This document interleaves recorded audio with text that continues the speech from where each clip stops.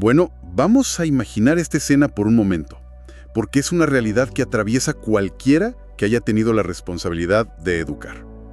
Piensen que es temprano en la mañana, o tal vez el final de un día larguísimo.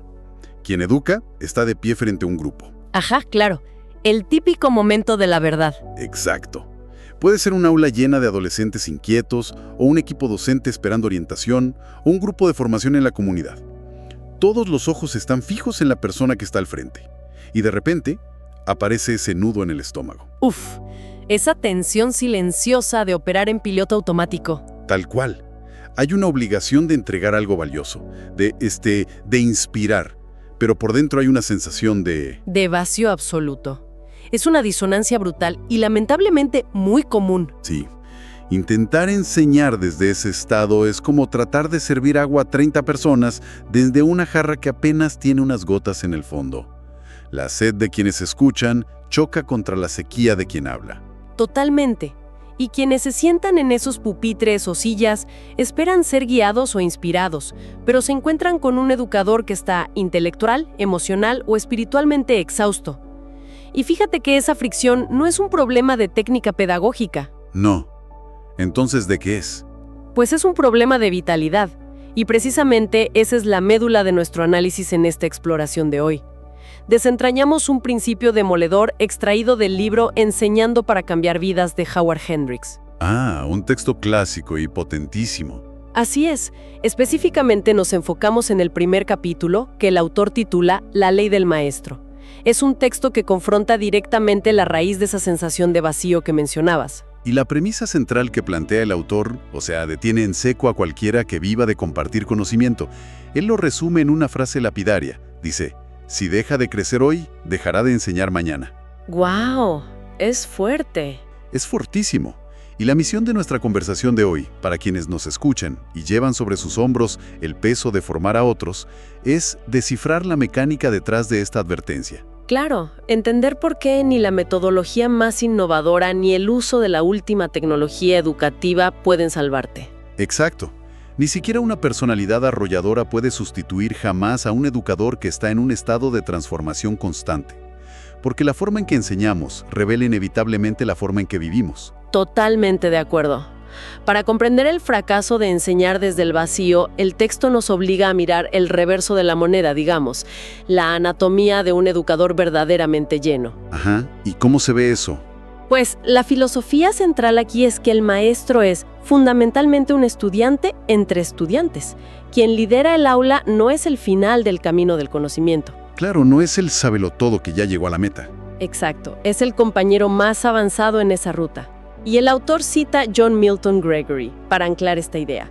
Dice, el conocimiento imperfecto se reflejará necesariamente en la enseñanza imperfecta. Tiene todo el sentido del mundo. Es un principio de transferencia básica, ¿no? Nadie puede impartir lo que no posee. Si el aprendizaje interno se detiene, la enseñanza externa se marchita. Así de simple. Y Hendricks ilustra esta dinámica con una historia de su propia época como estudiante universitario que resulta sumamente reveladora. Ay, sí, me encanta esa anécdota. Cuenta que su trabajo en el comedor del campus lo obligaba a caminar por las calles a las 5:30 de la mañana. Tempranísimo. Sí, una locura. Y cada día sin falta, al pasar por la casa de uno de sus profesores, veía la luz del escritorio encendida, mañana tras mañana. ¡Qué disciplina!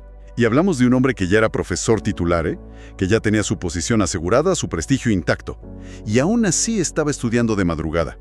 ¿Qué impulso lleva a alguien a sacrificar su descanso cuando, a ojos del sistema, ya no necesita demostrarle nada a nadie? Pues la respuesta que da ese profesor cuando el autor le hace esa misma pregunta contiene el núcleo de toda esta filosofía. El profesor le dice, hijo, prefiero que mis estudiantes beban de una corriente de agua que de un charco estancado. Uf. ¡Qué imagen visual tan implacable! ¿Verdad que sí? Y funciona porque explica la física de la tensión en el aula. Una corriente de agua fluye, se renueva, trae oxígeno. Hace ruido, está viva. Exactamente. En cambio, un charco estancado es predecible, acumula sedimento y eventualmente se vuelve tóxico. A nivel psicológico, un maestro que acaba de descubrir algo nuevo esa misma mañana entra al aula con una neuroquímica distinta. Se le nota en el cuerpo, ¿no? Totalmente. Su tono de voz, su lenguaje corporal, su urgencia por compartir, todo eso comunica vida.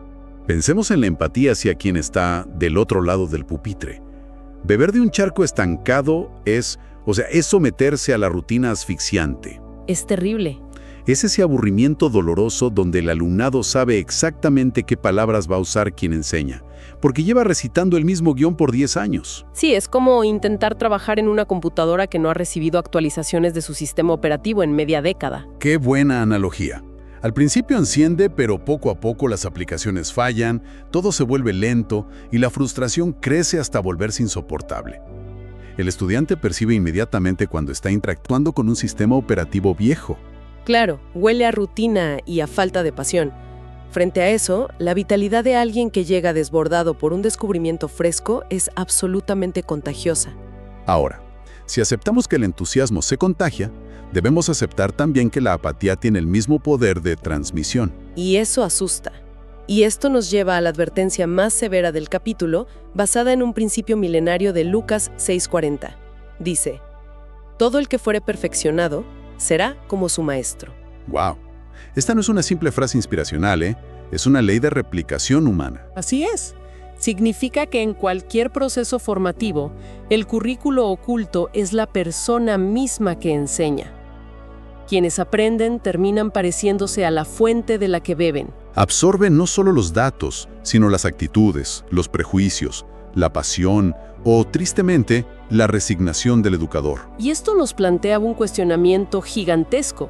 Si el efecto espejo es tan poderoso, si el riesgo de replicar el estancamiento es tan alto y el impacto humano es tan inmenso, resulta incomprensible la negligencia con la que operan algunas instituciones al elegir quién se para frente a un grupo. Totalmente. Exigimos años de universidad, certificaciones estrictas y evaluaciones constantes para permitir que alguien enseñe, ecuaciones o geografía básica. Ajá, pero en otros ámbitos, especialmente en la formación del carácter, en el liderazgo comunitario o en las escuelas dominicales que el autor menciona, parece aceptarse a cualquiera que simplemente respire. Es una locura. Tratamos la educación formativa como si fuera llenar turnos en una cadena de comida rápida, en lugar de entender que estamos sirviendo alta cocina para el desarrollo humano. Y el libro no tiene piedad al documentar esta crisis de reclutamiento. Sí, Hendricks presenta ejemplos que rozan lo tragicómico. Describe una tira cómica donde un superintendente rechaza a una maestra joven. Así, argumentando que por tener una maestría está, entre comillas, sobrecalificada para enseñar a niños. Lo cual revela una ignorancia profunda sobre la complejidad de la infancia. O sea, como si los niños no merecieran lo mejor. Exacto. Y luego pasa a las tácticas manipuladoras del día a día institucional. Ese clásico, anímate a tomar la clase, no requiere tiempo, solo lee esta guía trimestral 15 minutos antes y ya está. Uf, esa sola frase destruye el respeto por la vocación. Decir que no requiere tiempo, que basta con leer una guía, es reducir la docencia a un acto de ventriloquia. Literalmente. Es asumir que el material enseña por sí solo y que la persona al frente es un simple parlante. Y el síntoma final de esta enfermedad institucional es el nombramiento por pánico. El momento en que un coordinador, desesperado por cubrir un espacio vacío, atrapa a la persona que cometió el error táctico de sentarse al final de la fila. O cerca de la puerta, claro. Y la sentencia a dar la clase. La urgencia administrativa por llenar el hueco termina sacrificando el ecosistema a largo plazo. La moraleja irónica del autor es clara. Nunca hay que sentarse en la última fila. Buen consejo, la verdad. Sí, pero el problema de fondo persiste. Si los títulos universitarios no garantizan la capacidad de inspirar y el reclutamiento por desesperación es un desastre predecible, la métrica para evaluar a un educador tiene que ser fundamentalmente distinta. Claro, y el autor estructura la solución proponiendo 3 marcas vitales. Y fíjate que no exige 3 doctorados ni un coeficiente intelectual fuera de serie. Apunta directamente a la disposición del carácter. Ajá, ser fieles, estar disponibles y sobre todo estar dispuestos a ser instruidos. Es la humildad intelectual de mantener el corazón enseñable. Esos 3 pilares funcionan como un filtro implacable. Sin embargo, en el mundo real choca violentamente con la jerarquía de las instituciones. ¿En qué sentido? Pues el conflicto surge cuando se intenta aplicar esta métrica de corazón enseñable a alguien que se escuda en la antigüedad. Ah, ya sé para dónde vas. La pregunta obligada en cualquier sala de maestros es ¿qué hacer frente a la persona que cruza los brazos, rechaza cualquier innovación y declara algo como «Llevo 23 años enseñando en esta escuela, no necesito que me digan cómo hacerlo»? Se asume, erróneamente, que la acumulación de calendarios equivale a excelencia. Es una ilusión muy seductora. Pero pensemos en la mecánica de la memoria muscular en los deportes. Si alguien va al campo de golf y practica un pésimo swing durante 2 décadas, sin que nadie corrija su postura y sin observar la física de su movimiento, no se convierte en un golfista experto. Se convierte en un experto en golpear mal la pelota. Exactamente. Su cuerpo ha perfeccionado el error hasta volverlo automático. La repetición sin evaluación no genera destreza, solidifica las malas prácticas. Y Hendricks aplica esa misma lógica al aula con una matemática contundente. Multiplicar 0 por cualquier número, llámese 5 o 23 años, sigue dando 0. 0. Así de duro. 23 años haciendo lo mismo sin cuestionarse no es experiencia. Es un año de mala experiencia repetido 23 veces. La antigüedad por sí sola no mejora a nadie. De hecho, puede empeorarlo al crear rigidez mental, a menos que esa experiencia sea evaluada rigurosamente.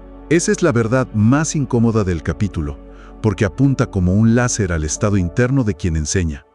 Revela que el depredador número 1 de la educación no es la falta de presupuesto gubernamental, ni la ausencia de pantallas interactivas, ni siquiera los problemas administrativos. No, la amenaza más letal es la satisfacción. La complacencia pura y dura. Ese instante letal en el que la mente entra en modo de conservación de energía y deja de preguntarse, ¿cómo puedo hacer esto mejor? Y cuando la curiosidad muere, la capacidad de transformar a otros muere con ella. Lo cual exige pasar del diagnóstico a la mecánica del crecimiento. Claro, no nos podemos quedar solo en la queja. Exacto. Si la complacencia es la enfermedad degenerativa del educador, el antídoto es el desarrollo continuo. Pero Hendricks no cae en la trampa de sugerir simplemente que hay que leer más. Eso sería un enfoque peligrosamente unidimensional. Totalmente.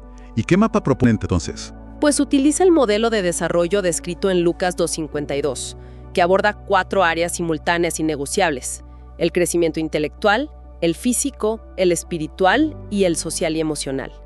Ignorar una de estas dimensiones hace que el sistema entero colapse. Es fascinante ver cómo este modelo antiguo expone el punto ciego más grande que tenemos en los sistemas educativos modernos. A ver, explícame eso. O sea, tendemos a hiperenfocarnos en una sola área según el contexto. En el mundo académico y corporativo se idolatra el intelecto y la productividad. En las comunidades de fe, a veces se aísla el desarrollo espiritual. Y en casi todos los escenarios, se sacrifica brutalmente la dimensión física y emocional. ¡Qué gran verdad! Pero la biología humana no perdona. Un docente que duerme 4 horas, que está al borde del colapso nervioso, o que vive socialmente aislado, no puede ser un instrumento eficaz de enseñanza. Claro, su sistema nervioso está en modo de supervivencia. No le queda ancho de banda para conectar con las necesidades emocionales de sus alumnos. Exacto. La pedagogía no puede divorciarse de la fisiología ni de la psicología del educador. Totalmente. Ahora, dentro de la dimensión intelectual, el libro ofrece tácticas que cambian por completo la forma de procesar información. Una de las más destacadas es la regla de lectura y reflexión. Me encanta esa regla. Es muy práctica. El autor propone que si se dispone de 1 hora para prepararse, se debe leer durante 30 minutos, y los otros 30 minutos deben dedicarse exclusivamente a reflexionar sobre lo leído.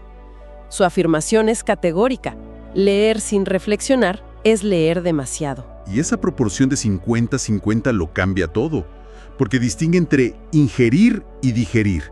O sea, podemos consumir 5.000 calorías de información al día viendo documentales, leyendo artículos y revisando libros. Ajá, pero si no hacemos una pausa... Exacto. Si no hacemos una pausa para que la reflexión actúe como los ácidos gástricos de la mente, el cerebro no extrae los nutrientes. Solo se produce un empacho intelectual. ¡Qué buena metáfora! Y la anécdota que usa el autor aquí es punzante.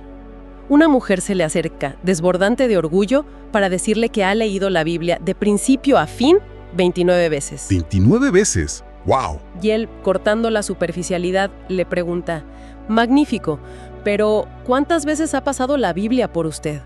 ¡Uf, qué golpe al ego! Pero a nivel neurológico, esa pregunta tiene todo el sentido.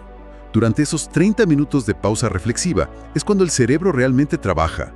Es el momento en que se trazan las rutas sinápticas entre la información nueva y las experiencias previas. Claro, es donde los datos se convierten en principios aplicables. Si solo se escanean palabras visualmente, la información reside en la memoria a corto plazo y desaparece. Y Hendricks lleva este principio más allá del texto escrito. Insiste en la necesidad vital de leer a las personas, no solo libros. Un educador estancado se aísla. Un educador en crecimiento busca intencionalmente rodearse de individuos que generen fricción intelectual. Sí, personas que cuestionen sus certezas y expandan su mundo. Todo este andamiaje sobre el crecimiento integral, la reflexión profunda y la negativa a estancarse, converge magistralmente en una historia que el libro presenta hacia el final del capítulo. Es un relato hermoso, la verdad. Logra desnudar el corazón mismo de esta vocación. Habla de un hombre de 93 años de edad, alguien que llevaba 84 años dedicado a servir, a estudiar y a vivir su fe de manera activa. 84 años. Es toda una vida. Literalmente. Y este hombre fue invitado a presenciar una clase de seminario abarrotada de estudiantes jóvenes. En medio de la sesión, se puso de pie, miró a esos futuros líderes y confesó algo que paraliza. Dijo, lo único que realmente siento es tener solo una vida que dar.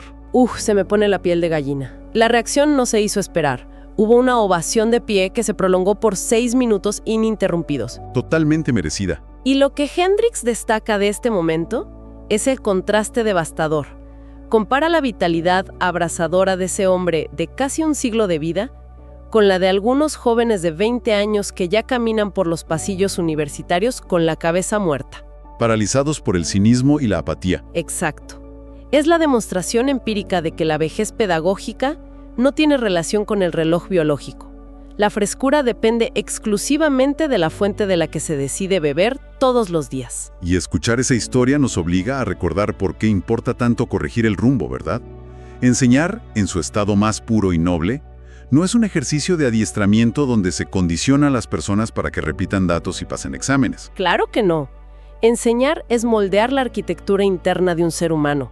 Es influir en el carácter, en la ética y en la visión del otro. Y la ley ineludible que nos deja este capítulo es que nadie puede guiar a otra persona hacia una transformación que no está experimentando en carne propia. Así de simple. Y esto nos deja con un dilema filosófico y práctico que rara vez se discute en las reuniones de planificación educativa. Hemos establecido que la inercia y la complacencia son los enemigos silenciosos que secan la corriente de agua y la convierten en un charco. Ajá, pero ¿dónde está la trampa? Pues que el estancamiento no suele nacer del fracaso. El fracaso, de hecho, te obliga a reevaluar y corregir. El peligro real suele venir disfrazado de victoria. ¡Wow! Por lo tanto, piensen en esto. ¿Qué pasaría si el obstáculo más grande e invisible para tu crecimiento del mañana fuera precisamente el éxito rotundo que obtuviste en tu clase de hoy? ¿Qué provocador? Ese aplauso o ese buen resultado puede ser la trampa perfecta que convenza a quien educa de que ya no necesita encender la luz de su escritorio de madrugada. Exactamente. Y esa es la verdadera tensión que todo maestro debe aprender a gestionar. Es un desafío para llevarnos sin masticar durante mucho tiempo. Gracias a quienes nos escuchan por acompañarnos en este análisis. Sigamos encendiendo esa luz del escritorio.